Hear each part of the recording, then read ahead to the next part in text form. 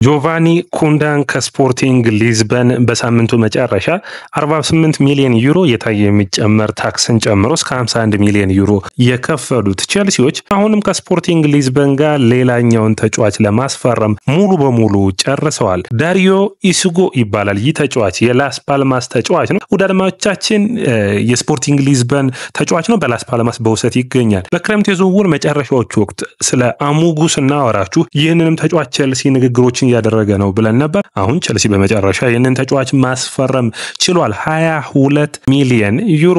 ቼልሲ እንግዲህ እስከ 72 ሚሊዮን ዩሮ በዚህ 3 ቀናቶች በመጋቢት ወር ብቻ ለዝውውር አውጥቷል።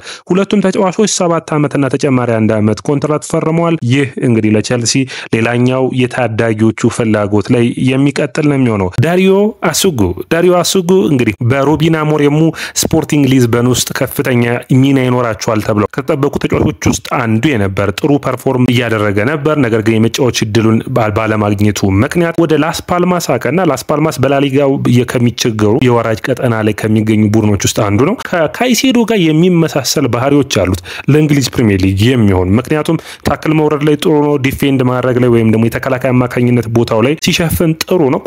ኳስ መሰረት ላይም ጥሩ ብቃቶች አሉት። ስለነዚህ ተጫዋች የምንነግራችሁ ይኖረናል። ውድ አድማጮቻችን ይህ ያያ ስፖርት ነው። ላይክ ሼር ኮሜንት ሰብስክራይብ ማድረጋችሁን አትርሱ። የናንተ ላይክ ሼር ኮሜንት ሰብስክራይብ ዞቹ ጋር እንድንደርስ ያግዘናል። ወደ 30 ሺህ የምናደርገውን ጉዞ ጀምረናል። ስለዚህ በእናንተ ላይክ ሼር ኮሜንት ሰብስክራይብ ያስፈልገናል። ከዛ ውጭ ውድ አድማጮቻችን በእናንተ እይታ ስለ ዳሪዮ ኢሱጉ ምን ታስባላችሁ? ጠለቅ ያለ ስለ ተጫዋቹን የሚያወራ ፕሮግራሞችን እንሰራለን። ነገር ግን በጨረፍታ እናያዋለን። እስኪ ምን አይነት ብቃቶች ይኖሩታል? የቼልሲ የሚቀጥለው ዓመት የአማካኝ ክፍል ተጫዋቾቹስ ምን ይመስላሉ? ቼልሲ ለምንስ በዚህ ወቅት በክረምቱ የዝውውር መስኮት ሳይጀመር ዝውውሮች ላይ ተሳታፊ ይሆናል ብለን እንጠይቃለን። ስለነዚህ ልንነግራችሁም ተመልሰን መጥተናል።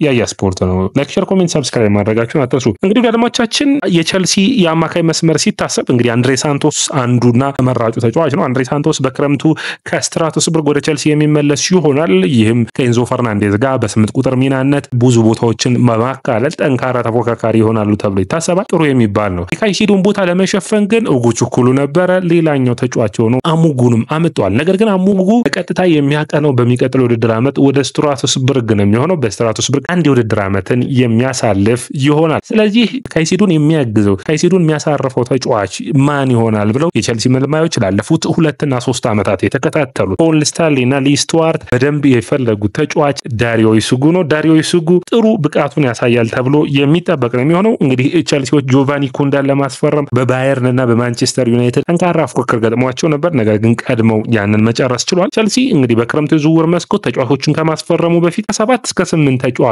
ይለቃሉ ይለናል ፋብሪዚዮ ሮማኖ። አጥቂ ለማስፈረም ይፈልጋሉ። ነገር ግን መጀመሪያ እነዚህን 7 እና 8 ተጫዋቾች ከቡድኑ መልቀቅን የሚፈልጉ ነው የሚሆኑት። አንዱ ጃኦ ፌሊክስ ነው የሚሆነው ከቡድኑ ከሚለቁ። እንግዲህ ኤሲ ሚላን አሁንም አዲስ ስፖርቲንግ ዳይሬክተር እየፈለገ እንዳለ ይታወቃል። አሰልጣኝም እያፈላለጉ ነው የሚገኙት። ስለዚህ ያንን ተከትሎ ቡድኑ ውስጥ ከሚለቁ ተጫዋቾች ውስጥ እንግዲህ አንዱ ጃኦ ፌሊክስ፣ ዴሳሲ፣ ኬፓ፣ ኡጉቹኩሉ እያል እስከ 7 እስከ 8 ተጫዋቾችን የሚለቁ ይሆናል። ዱዋንስቤሪያልም አንዱ የሚሆን ይመስለኛል። የሚቀጥለው ውድድር ዓመት ቼልሲ በቻምፒዮንስ ሊግ የሚሳተፍ ከሆነ ዱዋንስቤሪያል የተሻሉ የአማካኝ እንዲሁም ደግሞ የቡድኑን ስኳዱን ማስፋት ላይ ጠንካራ ቡድን የመገንባት ፍላጎት አለ። አሁንም የቼልሲ ደጋፊዎች የሚፈልጉትን አጥቂ ማስፈረም ግድ ይለዋል። የ17 ዓመትና የ18 ዓመት አጥቂ ሳይሆን ልምድን ማምጣት የሚችሉ ተጫዋቾችን ቼልሲ በዝውውር መስኮቱ ላይ የማስፈረም ግዴታ ይኖርበታል። የቼልሲ ደጋፊዎች ይህንን እየፈለጉ ይገኛሉ። ሌላኛው የሚሆነው የጄደን ሳንቾ ጉዳይ ነው። ጄደን ሳንቾ ቼልሲ የመግዛት መብት እንዳለ ይታወቃል። ወይም በውሰት ነው ያመጣው። የመግዛት ግዴታ አለበት። ግዴታው 25 ሚሊዮን ዩሮ ነው። ቼልሲ 15ኛ በላይ ሆኖ ከጨረሰ ማለትም ከ14ኛ እስከ 1ኛ ሆኖ ከጨረሰ ያንን የማሳካት አቅም ይጠበቅባቸዋል 25 ሚሊዮን ዩሮ መክፈል። ነገር ግን ዴቪድ ኦርነስቲ እንደተናገረው ከሆነ ፋብሪዚዮ ሮማኖም ተናግሯል። ያንን ላለመክፈል የማይፈልጉ ከሆነ ቅጣት ይኖረዋል። ቅጣቱን የመክፈል ነው። ያንን እንግዲህ አስበውበት የሚወስኑ ይሆናል። የጄደን ሳንቾ እውነት ቼልሲ በሚቀጥሉት ዓመታቶች ውስጥ ይህንን ቡድን ከፍ ሊያደርገው የሚችል ተጫዋች ነው ወይ ብለን መጠየቅ ያለብን ይመስለኛል። ምክንያቱም ጥሩ ብቃት ያለው ተጫዋች ነው። ነገር ግን ወጥነት በቡድኑ ውስጥ ያለውና የሚጎለው ተጫዋች እንደሚመስል በግልጽ ይታያል። ስለዚህ ተጫዋችስ ምን ታስባላችሁ? ኮሜንት መስጫ ቦክስ ላይ አሳውቁኝ። ቸልሲ እንግዲህ በ3 ቀናት ልዩነት 72 ሚሊዮን ዩሮ ወይም 70 ሚሊዮን ዩሮ በቀጥታ ላይ የሚከፈል ለስፖርቲንግ ሊዝበን ተስማምተዋል። እንግዲህ የ17 ዓመትና የ20 ዓመት ተጫዋችና ያስፈረሙት ለወደፊቱ የሚሆኑ ናቸው።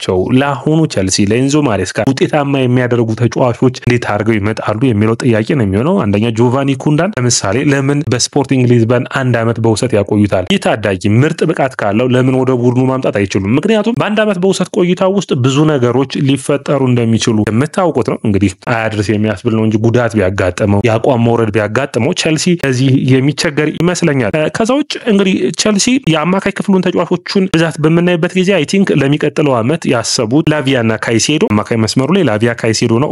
ኢሱጉ በ6ም 8 ቁጥር መጫወት ይችላሉ። ነገር ግን በ6 ቁጥር ላይ ላቪያ በማይኖርባቸው ጨዋታዎች ውስጥ ካይሴዶን ማሳረፍ የሚችል ይሆናል። ኤንዞ ፈርናንዴዝ እና ሳንቶስ በ8 ቁጥር ከዛው ኬንድሪክ ፓይዝ እና ሌላኛው ተጫዋች የሆኑ ኮል ፓልመር በ10 ቁጥር ሚና ላይ እንዲጫወቱ ከሁለቱ ከነዚህ ውጭ ደግሞ ስቴቫዮ ዊሊያን ይመለሳል። ስለዚህ እሱ ደግሞ ጠንካራ ተፎካካሪ የሚሆነው በቀጥታ ኖኒ ማድዌኬ ጋር ይሆናል። ስለዚህ የግራ መስመሩ የማጥቃት ክፍሉ ታይሪክ ጆርጅ እና ጀደን ሳንቾ፣ ሚኬሎ ሙድሪክ እንግዲህ ውሳኔዎቹ እስከሚወሰኑ የሚጠበቅ ይሆናል። የአጥቂ መስመር ተጫዋችን ቸልሲ የሚያስፈርም ይሆናል። ነገር ግን እነዚህ ፊርማዎች እንግዲህ ቸልሲ ለሀገራት ጨዋታ በቀጣዩ በክረምቱ የዓለም የክለቦች ዋንጫ ላይ ለሚሳተፈው ቡድን ውስጥ እንግዲህ አንዱ የነ ጃኦ ፌሊክስ የነ ተከላካይ የሆነው ሬናቶ ቬጋ የሚመለሱ ይሆናል። ለቡድኑ የሚሳተፉ ይሆናል። ስለዚህ ጠንካራ ቡድን ልናይ የምንችልበት አጋጣሚ ይኖራል። የኢሱጉ ከካይሴዶ ጋር በብዙ ነገሮች ተመሳሳይ ነው፣ ኳስ በማስጣል አቅሙ። ነገር ግን ካይሴዶ በጣም የተሻለ ነው። ብዙ ኤሪያዎችን ከቨር በማድረግ ፍጥነት ካይሴዶ የተሻለ አለው። ታክሉ ግን በጣም የተሻለ ነው። ይሄኛው ፊዚካሉ ለፕሪሚየር ሊጉ የተፈጠረ ነው። የ20 ዓመት ተጫዋች አይመስልም። ውዳድማቻችን ኳስ ሲመሰረት